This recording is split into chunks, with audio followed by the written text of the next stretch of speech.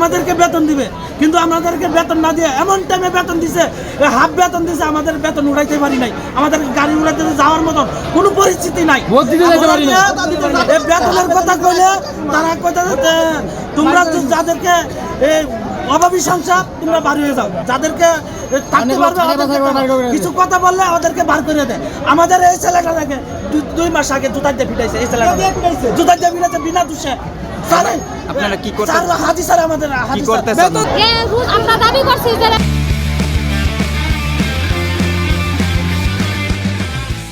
নির্বাচনের আগে বেতন দিতে দিছে না, পয়সা রোজার আগে দিব, রোজার আগে দিছে না, তাহলে পয়সা 26 তারিখে দিব, 26 তারিখে কাছে দিছে না, এখন আজকে কাছে 5 তারিখে বেতন দিব। আমরা 2 মাস ধরে 3 মাস করছি ডাইং মিটিং এ তাই আমরা জোরে কাম করা। আঙ্গ ছুটি হয় 7টা, আঙ্গ 8টা 9টা 10টা পর্যন্ত রাখে। প্রতি মাসে 30-40 ঘন্টা করে আঙ্গ ওভার টাইম কাটা হয়। বেতন দেয় তখন বিল বাকি হয়, আমরা চলমুখী দিয়ে ওভার টাইম কাটে, বাড়িওয়ালা দেখে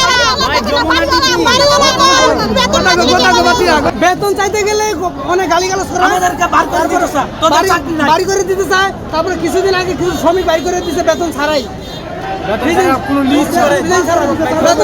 বেতন চাইতে গেলেই গালিগালাজ দিব হাতে হাতে। আমরা তারপরে কোম্পানির ভিতরে 3 মাসের বেতন তারপরে গাড়ি রাস্তা এখন তো রাস্তা বন্ধ থাকবে, রাস্তা খালি হবে না।